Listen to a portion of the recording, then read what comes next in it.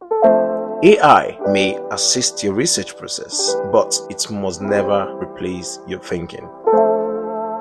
If you cannot trace a sentence back to a source, a concept, or your own analysis, that sentence probably doesn't belong to you and it doesn't belong to your research. As a student, undergraduate student, master's student, PhD student, you have to devote time. Don't depend on just the summary, because that will be shallow knowledge. What if you are pointed to a particular paragraph and asked, why did you make this claim? You should immediately know the reasoning behind it. If you cannot explain it, then that sentence probably entered your document without genuine intellectual ownership.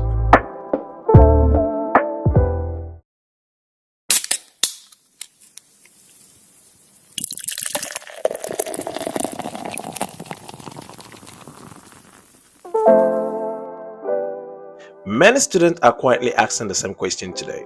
If I use AI to support my research, will my work be rejected? Will my supervisor think I cheated?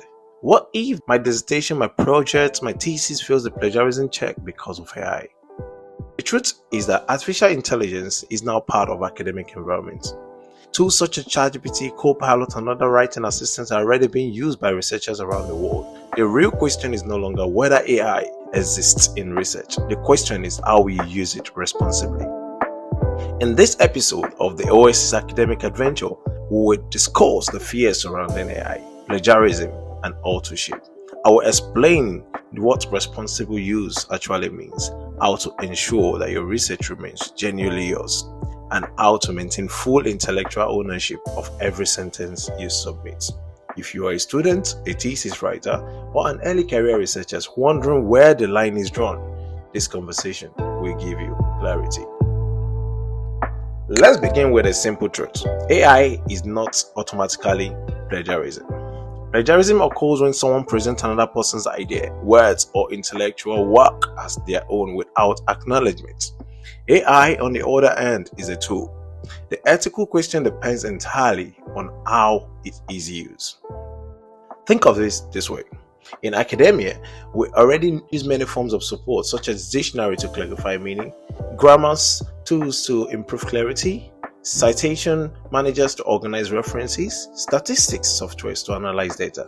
None of these tools invalidated authorship. If that is the case, the same logic applies to AI. When used responsibly, AI functions as a support system, not a replacement for intellectual work. The real academic risk appears when students use AI to do the thinking that they themselves are expected to do. Universities are not simply assessing whether this document exists, they are assuming, they are assessing your intellectual contribution. If this intellectual contribution disappears, then authorship becomes something to be concerned about. It becomes questionable. So the core concepts, the core principle, the core goal underlying line is very simple. AI may assist your research process, but it must never replace your thinking. Let's now define the responsible use of AI more deeply. There are crucial differences between clarifying ideas and generating arguments. Now, responsible use typically includes activities such as clarifying concepts. Now, for instance, you may ask AI to explain complex theories in a simpler language. For example, a student struggling with framing theory in media studies may ask for simplified explanation before returning to the original academic sources. That's a responsible use.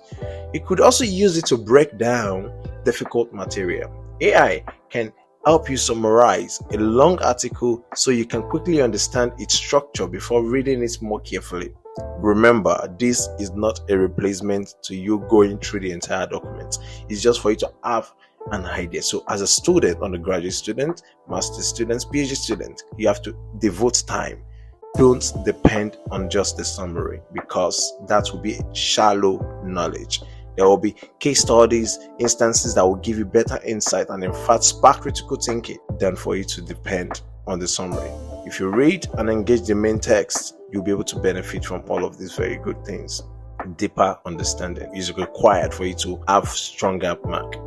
So the third point here will be generating study questions. You might ask AI to generate practice questions to test your understanding of research method. For instance, during my doctoral degree, I asked AI to generate a random difficult PhD defense questions, and I was able to navigate that part successfully without any correction, which is a big win. That's a responsible use of AI. Again, you can use AI for language polishing. For many international students, AI can help them improve sentence clarity after they have already written the content themselves, not generating fresh one from AI itself. Alright, all of this uses support learning. However, problem begins when a student move into argument generation. For example, asking AI to write an entire literature review, requesting a full discussion paper, or asking it to construct arguments you have not yet developed yourself. Now, in those situations, the intellectual labor shifts away from the students. That is precisely, you are giving the AI the job that you should be doing. And that is where academic integrity becomes a critical concern. Now, the safest rule is this: AI can assist your understanding, but it should not construct your intellectual position. Your research question, your interpretation, your explanation, your arguments, your conclusions must always originate from your own reasoning. Okay, now let's talk about writing in your own voice. Another major concern is the issue of voice. One of the most recognizable signals of AI-generated text is the fact that it sounds too generic. It lacks subtlety, that is, specificity. It's not unique. You understand? It's not genuine, and the engagement with literature is not, perspective or humanized based on experience. We are unique in our ways, and we must write to express with our uniqueness and our genuineness. So when AI writes, it is inhuman and doesn't have a genuine engagement with literature, with data, with discipline and debates. Developing your own academic tone requires 3 habits. First, think before writing. Do not open AI before you have already reflected on the topic. Ask yourself, what is my argument? What do I think the evidence shows?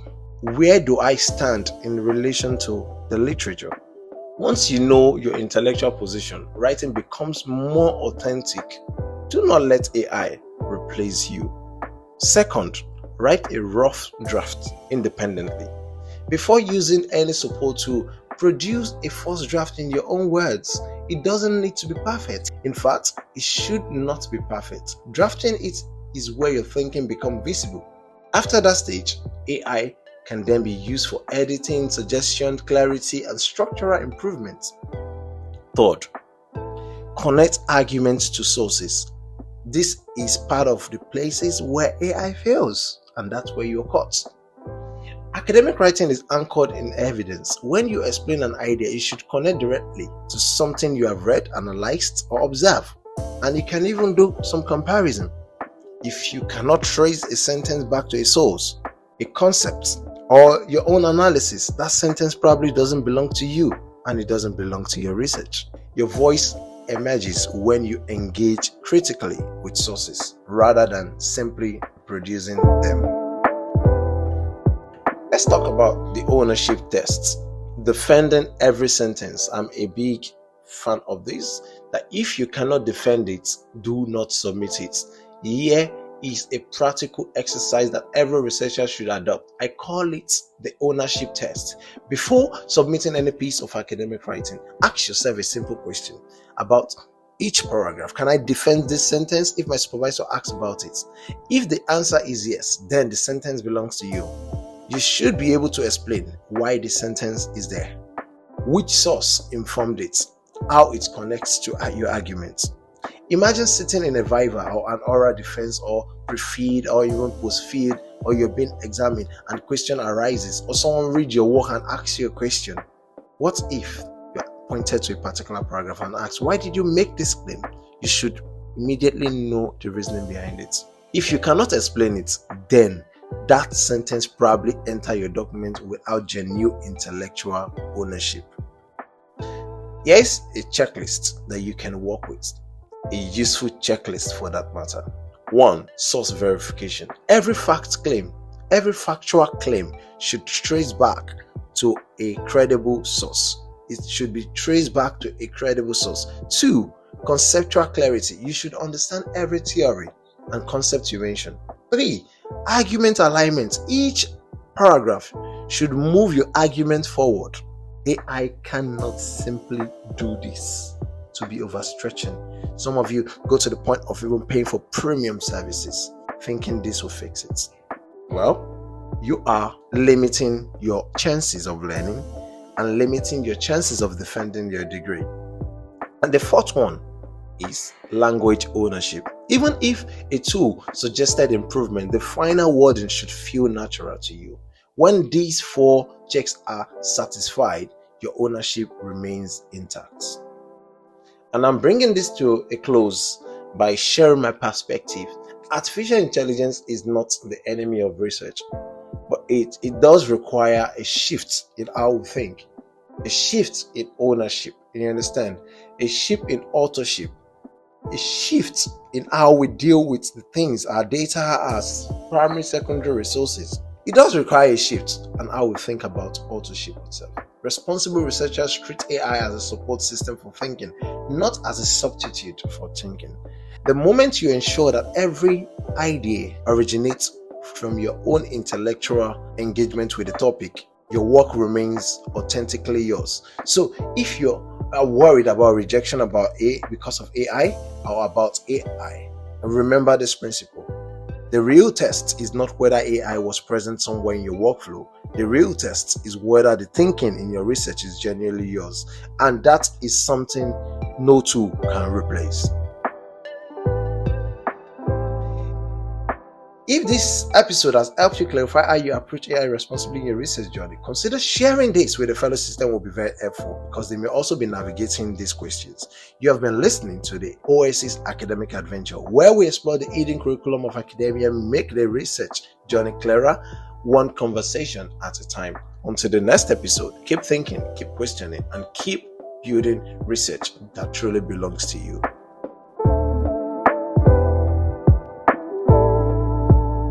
Thank you for listening to this episode. I'm your host, Ola. This episode was edited by Ifeoluwa Bank Johnson. We appreciate your support and hope you will join us for the next conversation.